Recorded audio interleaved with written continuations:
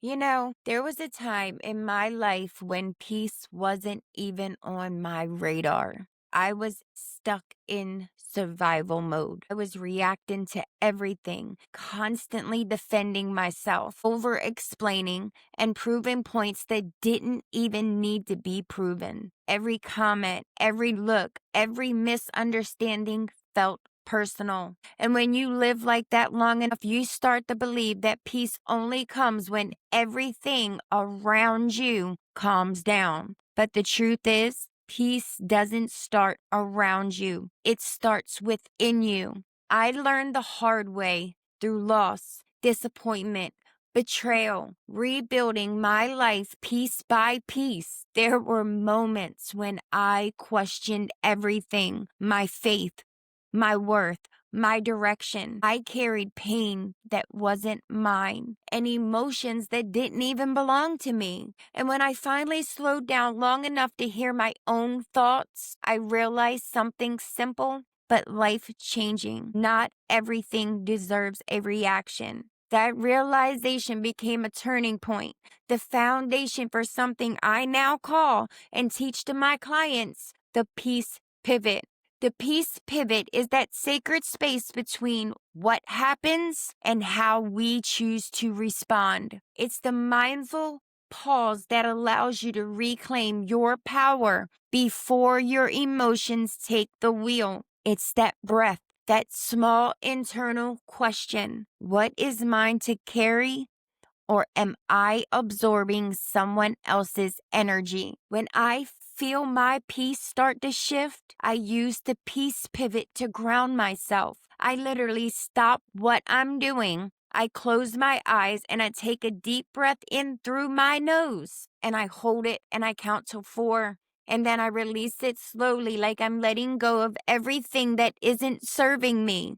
And as I exhale, I say to myself, I choose peace over reaction. That simple, small NLP technique is NLP in motion. It's a pattern interrupt. You're training your nervous system to pause, reset, and respond with intention. I like to say we use our wise brain. And over time, that pause will become automatic. We're practicing. So we catch ourselves in mid thought, mid reaction, and we realize that we don't have to attend every argument our emotions invite us to. The peace pivot isn't about pretending that things don't bother you. It's about deciding what's worth your energy. It's about realizing that sometimes silence speaks louder than defense, and walking away isn't weakness, it's wisdom. And for me, the peace pivot became more than just a technique. It became a daily practice. When someone projects their frustration onto me, I pivot. When life throws unexpected challenges my way, I pivot. And when my own thoughts try to pull me back into old habits or fears, I pivot again. And every single time I do, I get stronger because peace isn't about perfection.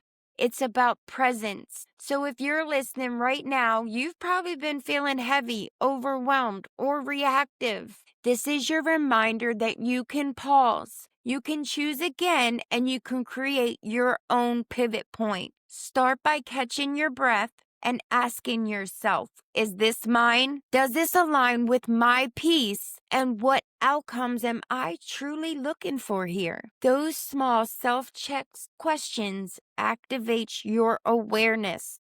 And your awareness is the first step to emotional freedom. The peace pivot is your permission slip to stop giving your power to what drains you. It's how we shift from surviving to self-leading, from chaos to clarity, and from reacting to rising. So the next time something shakes your spirit, pause, breathe, and pivot, because your peace is sacred and your ability to protect it, that's your peace, proof of growth.